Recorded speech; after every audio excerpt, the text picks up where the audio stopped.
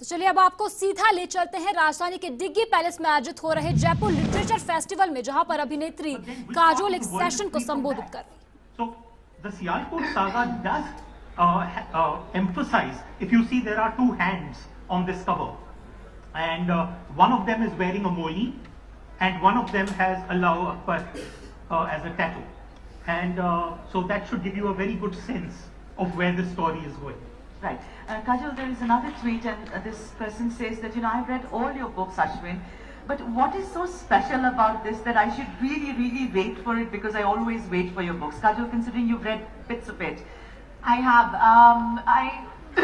What is so special about it? I think if he or she is a reader, I don't need to answer that question, because I think the one thing about Ashwin's writing is that that you just pick up the book and you open it. That's all that you need to do, honestly.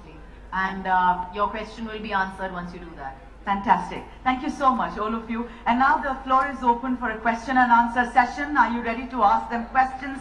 I shall take it. May I please request you to ask questions and not make an opinion or a statement, because that will take a bit time. Nahi, waqt zara kam hai hum logon ke paas. That lady right in front in glasses, yes, young lady. Go on. What's your question? Hi Ashwin, hi Kajol. Good morning, Gautam. Absolutely thrilled to be here this morning at this literature festival, being a part of this historic moment. My question is very simple, Ashwin. I'm quite intrigued by the book cover. So you have these two hands, which with any person with moderate intelligence can make out it's men. So what does this signify? Is that a friendship, or is that a feud that you're depicting in the book cover? And is it bicharna and milna like it happens in Yadu Ki Barat? Different mother, same father. Now, I'm worried. Kajol is giving a little bit too much away. But the point is that I think everyone is going to read this story very differently. There are some people who are going to read it as a story of conflict, and there are some people who are going to read it as a story of a wonderful partnership. I don't know which one is which, but at the end of the day, the way I see it is that a story is, people ask me, do you think that you're a writer? And I've always said that, listen, I'm not a writer, I'm a storyteller. And what is storytelling? Storytelling is you have 20 people sitting in a circle and you're telling them a story and none of them wants to get up because the story is so interesting. I think it was the wonderful Alfred Hitchcock who told us that the length of a movie is related to the capacity of the human bladder. So imagine a situation where people are sitting in a circle and they don't want to get up, even though they need to go to the loo. Is there a washroom close by?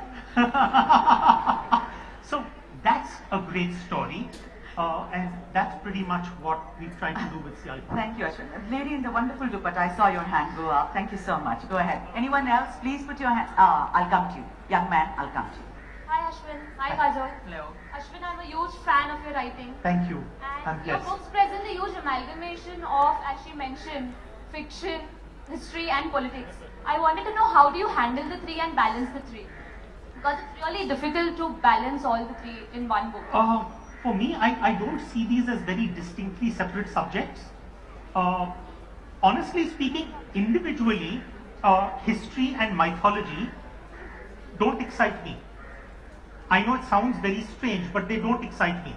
What excites me is where there's a possible overlap. So where I could look at something from mythology and say, could there be a kernel of truth in this?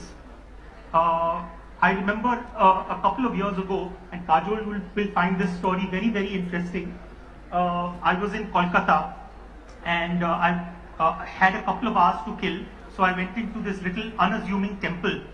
And when I went in there, there was a puja going on. A Panditji was doing an aarti, and I wondered as to what the deity was, and it was actually a portrait of Amitabh Bachchan.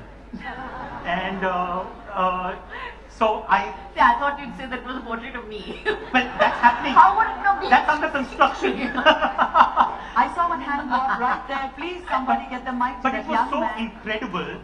And so, there's a pujari doing this. I walked out, Kajol, from that place, and there was a little boy. He was selling prayer books.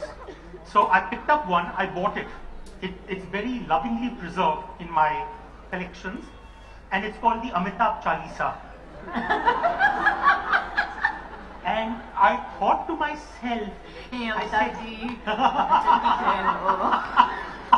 I thought to myself, I said, supposing I was to die today and I was to take rebirth 500 years from now, and by now the cult of Amitabh worship has really caught on, and now there isn't one temple, but there are, let's say, 1 lakh temples. And someone was to tap my shoulder and say, do you think Amitabh could have been a real man? This is precisely what we do with our mythological figures. That could that have been real? Could that have been historical? That's tantalizing. It was C.S. Lewis who said that a myth is a lie that contains a truth, and that's pretty much what I'm trying to do, trying to bring you that truth through the story.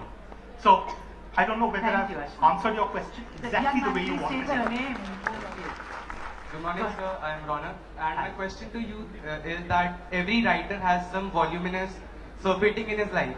So my question to you is that what was your struggle towards writing the books? Matlab, we all have some problems in our life, and we also face our dreams. Yes. Apart from those problems, I am also a writer, and I also have some problems. Yeah. So my question is that what was your path to struggle? Well, in my case, that first book which Kajol spoke about, the Rosabal line, it didn't start as a book.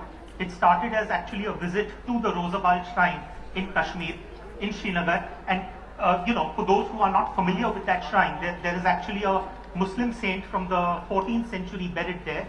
And that is an Islamic burial with the head facing towards Mecca. And on the other hand, there is a second body below that first body, which is actually an east-west burial, which indicates that it's a Jewish burial.